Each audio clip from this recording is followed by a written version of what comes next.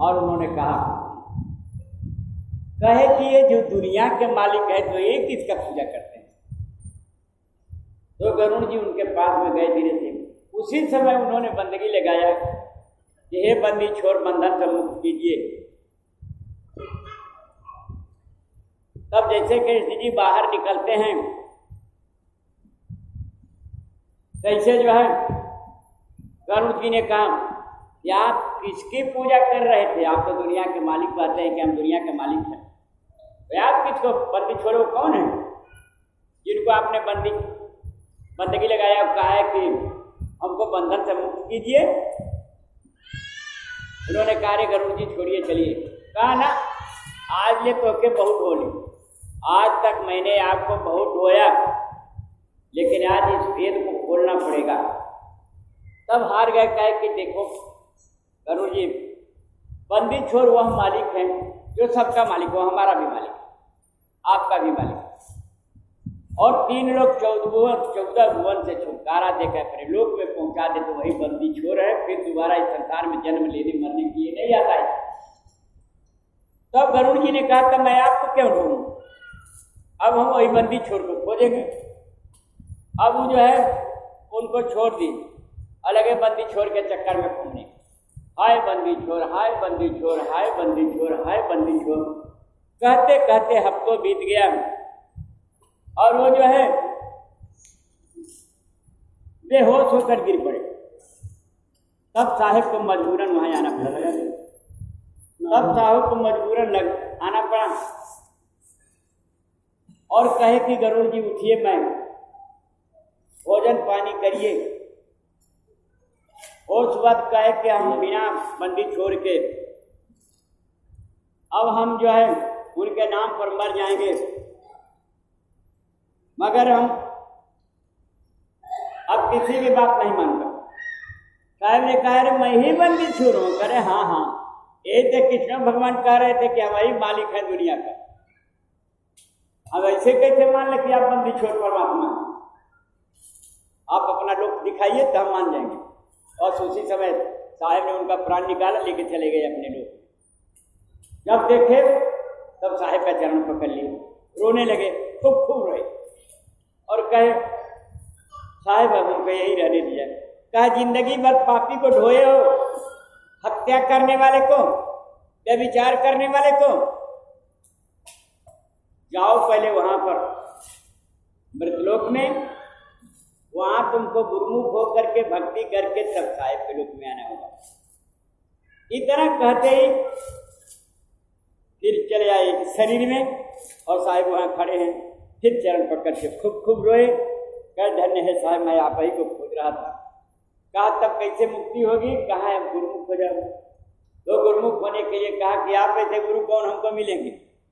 अरे भाई हम दुनिया के मालिक हैं, हम तुमको गुरुमुख कैसे करेंगे? कहा ना, अब हमारे सामने आप हैं, हम आपको करना पड़ेगा। साहब ने कहा अच्छा ठीक है कर देंगे, जाओ। वही गए नागलोक में, वहां नागराज बासुकी से कहे कि हम सतगुरु के शरण में जा रहे हैं। उन्होंने कहा अरे हाँ, पाताल लोक का मालिक मैं, और तुम वहां जा रहे हो? कौन सा गुरु तुमको मिल गया पगला दिया? कहा वहीं आएंगे तो पता लगेगा। गए विष्णु लोक में, विष्णु जी के यहाँ कहे आपको आना है हमारे यहाँ, हम गुरुमुख होने जा रहे हैं स्वयं परमात्मा के शरण में। क्या कौन परमात्मा? अरे दुनिया का पालन करता मैं, और तुम कौन परमात्मा के चक्कर में पड़ गए? क्या वहीं पर आएंगे आपको तो बात होगी। गए ब्रह्मलोक ब्रह्मा जी के हैं, कहे कि हम गुरुमुख होने जा रहे हैं, निमंत्रण है फलाने दिन को, आपको आना है। अरे पागल हो गए क्या गरुड़ जी? कहा वहीं पर पता लगेगा। कौन तुमको बहका दिया? कहा वहीं पर पता लगेगा।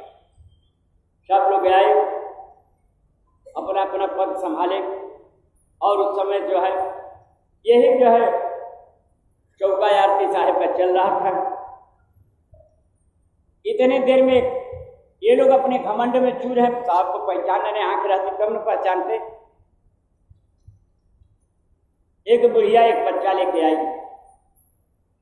और हाथ जोड़ के विनती करने लगी ब्रह्मा जी से कि प्रभु हमारे एक घंटा का मेहमान हमारा बच्चा है, एक ही बुढ़ौती का सहारा है और दूसरा कोई नहीं है, इसको बचा लीजिए। ब्रह्मा जी कह रहे कि हमारे पास कोई पावर नहीं। अरे आप दुनिया के मालिक हैं, टाटी मारते हैं, लिखते हैं, का इससे क्या होता है, लेकिन हमारे पास वो पावर नहीं है कि हम किसी का एक सेकेंड उम्र बढ़ा दें या घटा दें। वो रोते रोते फिर विष्णु जी के पास गए, उन्होंने भी कहा भाई हमारे पास यह पावर नहीं है कि हम किसी की उम्र को घटा बढ़ा दें। शंकर जी के पास गए, वो भी कह रहे हैं हमारे पास ये पावर नहीं है। नागराज बासुकी के पास गए, वो भी कह रहे हैं हमारे पास यह पावर नहीं है कि हम किसी का उम्र बढ़ा दें घटा दें। तब साहेब ने बुलाया, बुढ़िया इधर आई से छड़ी छुए, उसका बट्टा पट से उठ के खड़ा हो, रोग मुक्त हो गया। तब गरुड़ जी ने कहा तब तो अपना के परमात्मा बनत नहीं पावर अलग। और साहेब ने कहा कि जाओ अब ये बुढ़िया रुक मुक्त हो गया, ये इसकी उम्र बढ़ गई, अब ये बुढ़ौती तक जिएगा, जाओ तुम्हारा पारगट लगा देगा। वो साहेब हैं जो आज सबको भी जीवन दान देते हैं। एक एक चमत्कार यहाँ होता लेकिन कोई पूछने वाला नहीं मिलता है, ना मीडिया को पता चलती है। मीडिया वाले आते भी हैं, हाथ जोड़ के भाग जाएंगे कि हम आएंगे, रोजी रोटी खत्म हो जाएगा। क्यों खत्म होगा? मांस वाले का खत्म हो जाएगा, बकरा बेचने वाले का खत्म हो जाए, मछली बेचने वाले का खत्म हो जाए, अंडा बेचने वाले का खत्म हो जाएगा, ओझा का खत्म हो जाएगा, मुर्गा बेचने वाले का खत्म हो जाएगा, झूठ जबाट बोलने वाले ज्योतिषी का खत्म हो जाएगा। तो फिर कैसे जो है प्रचार प्रसार करेंगे साहेब के पीछे?